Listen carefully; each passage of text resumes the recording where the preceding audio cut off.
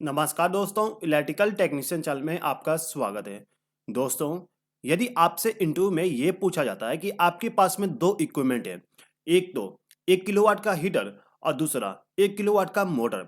अब यदि आपसे ये कहा जाता है कि आपको ये बताना है कि इन दोनों में से करंट किसका ज़्यादा होगा या फिर इन दोनों का करंट का वैल्यू सेम होगा, तो दोस्तों आज की इस वीडियो के माध्यम से हम यही सीखने वाले हैं कि इन दोनों में से किसका करंट ज़्यादा हुआ और हम किस प्रकार से करंट का वैल्यू को फाइंड करेंगे। ठीक है दोस्तों, यदि आपको इसका आंसर मालूम है तो प्लीज़ कमेंट बॉक्स में कमेंट करके बता दीजिए, और यदि आपको इसका आंसर नहीं मालूम तो भी आप कमेंट करके मुझे बता दीजिए। दोस्तों, आपके कमेंट पे ही डिपेंड करेगा कि मैं और इलेक्ट्रिकल इंटरव्यू के क्वेश्चन पे वीडियो बनाऊं कि नहीं बनाऊं। ठीक है दोस्तों, तो चलिए दोस्तों स्टार्ट करते हैं। तो दोस्तों देखिए, यहाँ पे हमें ये पता करना है कि 1 किलोवाट का हीटर जो है उसका करंट का वैल्यू कितना होगा और 1 किलोवाट का मोटर जो है उसका करंट का वैल्यू क्या होगा। तो यहाँ पे हमें एक फॉर्मूला का इस्तेमाल करना पड़ेगा।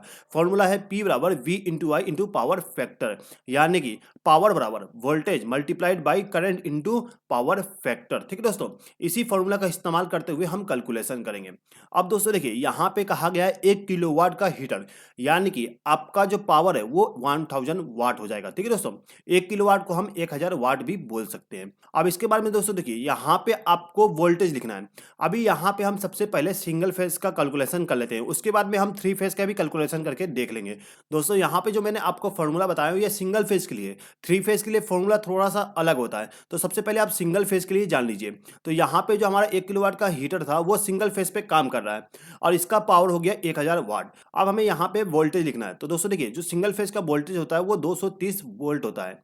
अब यहाँ पे हमें करंट को पता करना है और जो पावर फैक्टर होता है वो हीटर का 1 होता है। यहाँ पे पावर फैक्टर 1 क्यों है एक बार समझ लीजिए। दोस्तों देखिए, यहाँ पे जो हमारा हीटर है वो है रेसिस्टिव लोड, यानी कि इसका जो पावर फैक्टर होता है वो हमेशा 1 होगा। दोस्तों, जितने भी रेसिस्टिव लोड होते हैं यानी कि प्योर रेसिस्टिव लोड होते हैं उनका पावर फैक्टर हमेशा 1 होगा, यानी कि उसका पावर फैक्टर हमेशा यूनिटी होता है। ठीक है दोस्तों, तो यहाँ पे हमने पावर फैक्टर 1 मान लिए।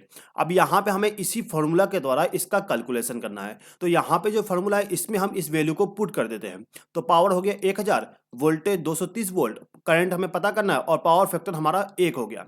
अब यहाँ पे हम 230 को 1 से मल्टीप्लाई करते हैं तो 230 ही होगा। अब यहाँ पे हमें क्या करना है, ये जो 1000 है इसको हमें डिवाइड करना है 230 से। जब हम 230 से डिवाइड करेंगे तो हमें करंट का वैल्यू पता चल जाएगा। अब जब हम 1000 को 230 से डिवाइड करेंगे तो हमारे पास आंसर आ जाएगा 4.34 एम्पियर, यानी कि 1 किलोवाट का हीटर जो है, जो कि सिंगल फेज पावर सप्लाई पे काम करता है, तो वो 4.34 एम्पियर करंट लेगा। ठीक है दोस्तों, अब यहाँ पे हमें पता करना है मोटर का करंट। तो यहाँ पे भी जो हमारा मोटर है वो भी सिंगल फेज का है। ठीक है, तो हम क्या करते हैं, यही फॉर्मूला का इस्तेमाल कर लेंगे, P बराबर V इंटू आई इंटू पावर फैक्टर। अब इस फॉर्मूला के हिसाब से हमें क्या पता करना है, पावर। पावर हमारा हो गया 1 किलोवाट, तो 1000 वाट हो जाएगा। अब वोल्टेज भी सेम रहेगा 230 वोल्ट। करंट हमें पता करना है और जो पावर फैक्टर है, पावर फैक्टर कितना होगा। तो दोस्तों देखिए, यहाँ पे जो हमारा मोटर है वो इंडक्टिव लोड है और जो हमारा इंडक्टिव लोड होता है उसका पावर फैक्टर कभी भी 1 नहीं होगा, उसका पावर फैक्टर हमेशा कम होता है, यानी कि 1 से कम होगा। दोस्तों देखिए, यदि आपको इंटरव्यू में ये बताया जाता है कि आपका जो मोटर है उसका पावर फैक्टर कितना है, तो आप कैलकुलेशन कर सकते हैं उस पावर फैक्टर के वैल्यू से।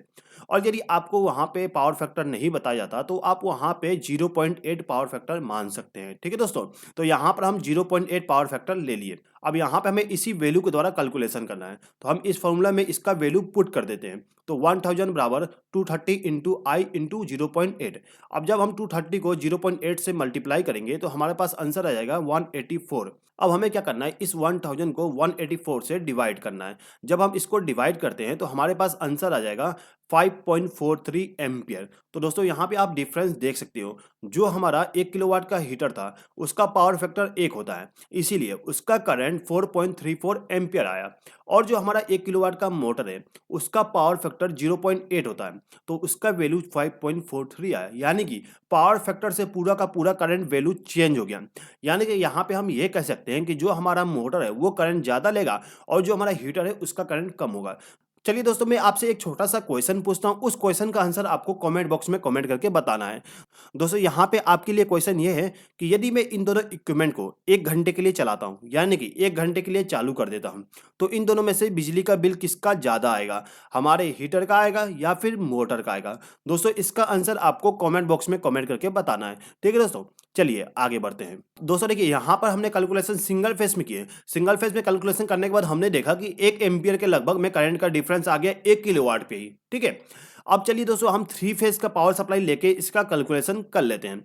तो दोस्तों देखिए 3 फेज का कैलकुलेशन करने के लिए आपको ये वाली फॉर्मूला इस्तेमाल करना पड़ेगा, यानी कि पावर बराबर √3 into voltage into current into power factor. आपको ये वाली फॉर्मूला यूज करके आपको कैलकुलेशन करना है। जैसा कि मैंने आपको बताया था, जो हमारा पावर है वो 1000 वाट है और यहाँ पे जो हमारा वोल्टेज है वो 3 फेज का है, इसीलिए वोल्टेज जो होगा हमारा 415 वोल्ट हो जाएगी। उसके बाद हमें करंट को पता करना है और पावर फैक्टर का वैल्यू हमारा 1 हो जाएगा, क्योंकि यहाँ पे हीटर है, ठीक है दोस्तों। अब चलिए दोस्तों हम क्या करते हैं, ये जो हमारा वैल्यू है उसको हम इस फॉर्मूला पे पुट कर देते हैं। तो यहाँ पे हम लिखेंगे P बराबर 1000, √3 का वैल्यू होता है 1.732, वोल्टेज का वैल्यू होता है 415, क्योंकि यहाँ पे 3 फेज पावर सप्लाई है, ठीक है। करंट हमें पता करना है और पावर फैक्टर 1 हो जाएगा। अब जब हम 415 को 1 से मल्टीप्लाई करेंगे तो यहाँ पे कोई भी चेंजेस नहीं आएगा, बस 1 हट जाएगा, ठीक है। अब हमें यहाँ पे मल्टीप्लाई करना है 415 को 1.732 से। जब हम इसको मल्टीप्लाई करते हैं तो हमारे पास आंसर आ जाएगा 718.78, ठीक है दोस्तों। अब हमें क्या करना है, इसको 1000 से डिवाइड करना है। तो जैसे हम इसको डिवाइड करते हैं तो हमारे पास आंसर आ जाता है 1.39 एम्पियर, यानी कि जो हमारा 1 किलोवाट का हीटर है यदि वो 3 फेज पावर सप्लाई के द्वारा काम करता है तो यहाँ पे जो हमारा एम्पियर होगा वो 1.39 एम्पियर होगा, ठीक है दोस्तों। यहाँ पे हीटर की बात हो गई। अब करते हैं बात हम मोटर की। तो जो हमारा मोटर होता है उसके लिए भी हमें सेम फॉर्मूला इस्तेमाल करना है, यानी कि P बराबर √3 into voltage into current into power factor. तो यहाँ पे हमने वैल्यू को सेम ले लिए, यानी कि पावर 1000 हो गया, वोल्टेज 415, करंट हमें पता करना है और पावर फैक्टर हमारा हो जाएगा 0.8, क्योंकि यहाँ पे मोटर है और जो हमारा मोटर होता है वो इंडक्टिव लोड होता है और इंडक्टिव लोड का पावर फैक्टर हमेशा 1 से कम होता है। तो यहाँ पर हमने 0.8 पावर फैक्टर मान लिए हैं, ठीक है दोस्तों। अब यहाँ पे हमें इस फॉर्मूला पे इसका वैल्यू पुट करना है, तो हम यहाँ पे वैल्यू पुट कर देते हैं। तो यहाँ पे जो हमारा पावर था वो 1000 वाट हो गया, √3 का वैल्यू 1.732, वोल्टेज 415 हो गया, करंट हमें पता करना है और पावर फैक्टर 0.8 है। अब यहाँ पे हम सबसे पहले क्या करते हैं, ये जो 1.732 है इसको 415 से मल्टीप्लाई कर देते हैं। जब हम इसको मल्टीप्लाई करेंगे तो हमारे पास आंसर आएगा 718.78। अब हमें क्या करना है, 718.78 से 0.8 को मल्टीप्लाई करना है। जब हम इसको इससे मल्टीप्लाई करेंगे तो हमारे पास आंसर आएगा 575.02, ठीक है। अब हमें यहाँ पे करंट पता करना था, तो हम क्या करेंगे, इसको इसके नीचे लेके चले जाएंगे, यानी कि 1000 को डिवाइड करेंगे 575.02 से। तो जब हम इसको मल्टीप्लाई करते हैं तो हमारे पास जो करंट है उसका वैल्यू आ जाएगा, यानी कि जो हमारा करंट है उसका वैल्यू 1.73 एम्पियर हो जाएगा। तो दोस्तों यहाँ पे आप इसका भी डिफरेंस देख सकते हो कि जो हमारा हीटर है उसका करंट का वैल्यू कम है और जो हमारा मोटर है उसका करंट का वैल्यू ज़्यादा है। तो दोस्तों यदि आपसे इंटरव्यू में ये पूछा जाता है कि आपके पास में 1 किलोवाट का हीटर है और 1 किलोवाट का मोटर है तो उन दोनों में से करंट कौन सा ज़्यादा लेगा, तो दोस्तों देखिए यहाँ पे आपको सिंपल आंसर देना है।